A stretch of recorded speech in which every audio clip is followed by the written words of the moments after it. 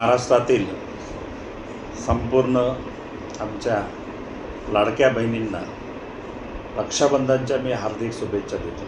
आज या संपूर्ण महाराष्ट्रामध्ये जर आपण बघितलं, प्राथमिकचे असो, माध्यमिकचे असो, ज्युनियरचे असो की सिनियरचे शिक्षक असो, या सगळ्यांकडे जनगणनेचे कामं देण्यात आलेले आहेत। एकदा जनगणनेचे कामं आटोपले, त्याच्यानंतर त्या लोकांकडे BLOचे कामं देण्यात आली। BLOचे कामं करत असतानाच SIRचे कामं करण्यात आलेले आहे आणि नवीन शैक्षणिक धोरणाचे प्रशिक्षण एकंदरीत ज्या आमच्या शिक्षकांच्या नियुक्त्या विद्यार्थ्यांना शिकवण्यासाठी झालेल्या आहेत ते काम सोडून आमच्या शिक्षकांना अवांतर कामामध्ये मोठ्या प्रमाणात राबवल्या जात आहे आणि खऱ्या अर्थानं आमची जबाबदारी आहे विद्यार्थी घडवण्याची। त्याच्याकडे कुठंतरी शासन आम्हाला प्रवृत्त करण्याचं काम करत आहे। त्यामुळे महाराष्ट्रामध्ये शिक्षणाचा दर्जा या ठिकाणी खालावताना दिसत आहे। त्याला सर्वस्वी शिक्षक जबाबदार नसून या संदर्भामध्ये शासनाची जी काही धोरणं आहेत, 23 ऑगस्ट 2024चा शासन निर्णय आहे, BLOसारखी कामं हे शिक्षकांकडे देऊ नये, शैक्षणिक कामामध्ये त्या कामाचं वर्गीकरण करण्यात आलेलं आहे। आमची मागणी आहे, समाजामध्ये खूप सारे सुशिक्षित बेरोजगार आहेत, त्यांचं NGO तयार करावं आणि NGOच्या माध्यमातून तुम्ही शिक्षकांना थोडंफार त्या कामाचं मोबदला देता, तोच मोबदला सुशिक्षित बेरोजगारांना देऊन त्यांच्याकडे काम करून घ्यावं। आमच्या शिक्षकांकडे असलेली अवांतर कामं आम्हाला या ठिकाणी देऊ नये अशी आमची रास्त मागणी आहे। तसेच या ठिकाणी खूप दिवसापासून किंवा बऱ्याच वर्षापासून महाराष्ट्रामध्ये शिक्षकेतर कर्मचाऱ्यांची पदभरती रखडलेली होती। या संदर्भात सभागृहात मी तारांकित प्रश्न लावला, लक्षवेधी लावली। दोन्ही प्रश्नाला उत्तर देताना शिक्षण मंत्र्यांनी म्हटलं की या संदर्भात आम्ही कारवाई करतो आहे। त्याच्यानुसार आता 11 ऑगस्टला एक शासन निर्णय केला आणि शिक्षकेतर कर्मचाऱ्यांच्या पदभरतीचा मार्ग त्या ठिकाणी मोकळा झालेला आहे। KYC करण्याच्या संदर्भात शासनाने एक शासन निर्णय काढला होता। बऱ्याच कर्मचाऱ्यांच्या विशेष करून महिलांचं माहेरचं नाव आणि सासरचं नाव, पॅन कार्डवरील नाव, आधार कार्डवरील नाव याच्यामध्ये तफावत होती आणि त्यामुळं ते सगळं अपडेट करण्यासाठी जी शासनाने मुदत दिली होती, मुदतीत होऊ शकत नाही म्हणून शासनाकडे आपण पत्रव्यवहार केला आणि 20 सप्टेंबरपर्यंत त्या संदर्भातली शासनाने मुदत वाढवली। पेन्शनचा विषय आमचा आहे तो आहेच, कारण का जोपर्यंत कर्मचाऱ्यांना जुनी पेन्शन योजना लागू होत नाही तोपर्यंत आमचा संघर्ष या ठिकाणी सुरू राहणार आहे। पण निवडून जाण्यापूर्वी कर्मचाऱ्यांना 10% पेन्शन मिळणे की नाही याची शक्यता नव्हती। आजच्या घडीला NPS UPSच्या माध्यमातून कर्मचाऱ्यांच्या शेवटच्या वेतनाच्या 25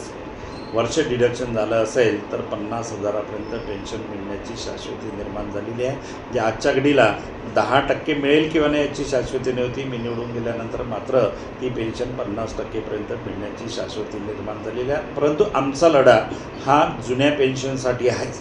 जोपर्यंत राज्यातील कर्मचाऱ्यांना OPS ओल्ड पेन्शन योजना देत नाही तोपर्यंत आमचा लढा सुरू राहणार आहे। कारण OPS मध्ये कुठलेही कर्मचाऱ्याचं कंट्रीब्युशन नसते, पण जी RNPS योजना आहे हे UPS याच्यामध्ये कर्मचाऱ्यांच्या कंट्रीब्युशनच्या अगेन्स्ट ही योजना त्या ठिकाणी राबवल्या जाते। आमची मागणी आहे की ज्या अंशतः अनुदानित टप्प्यावरती ज्या शाळा आहेत त्या पुढील टप्पा त्यांना द्यावा।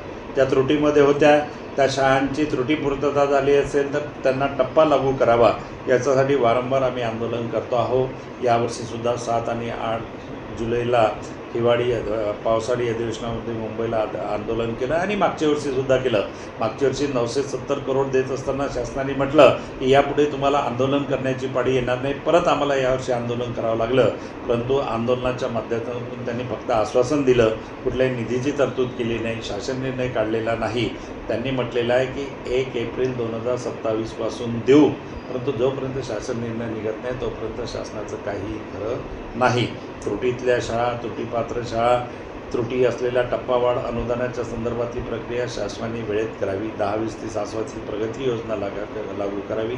या सगळ्या मागण्या घेऊन सभागृहामध्ये वारंवार मी अनेक आयुधाच्या माध्यमातून मागणी करत असतो। काही बाबीमध्ये निर्णय मिळतो, काही बाबी मिळत नाही, पण जोपर्यंत कर्मचाऱ्यांना न्याय मिळणार नाही तोपर्यंत माझा रस्त्यावरची लढाई, सभागृहातली लढाई ही सुरू राहील। महाराष्ट्र शासनाने म्हटलं की पेन्शन लागू करण्याच्या संदर्भात आम्ही सकारात्मक आहोत। 2022च्या अधिवेशनामध्ये म्हटलं की आम्ही जर जुनी पेन्शन योजना दिली तर राज्याचं दिवाळखोर निघेल, पण माझी निवडणूक झाल्यानंतर, शिक्षक मतदारसंघाची निवडणूक झाल्यानंतर त्यांच्या लक्षात आलं आणि त्यांनी मग या पेन्शन देण्याच्या संदर्भामध्ये आम्ही सकारात्मक आहोत ही भूमिका घेतली।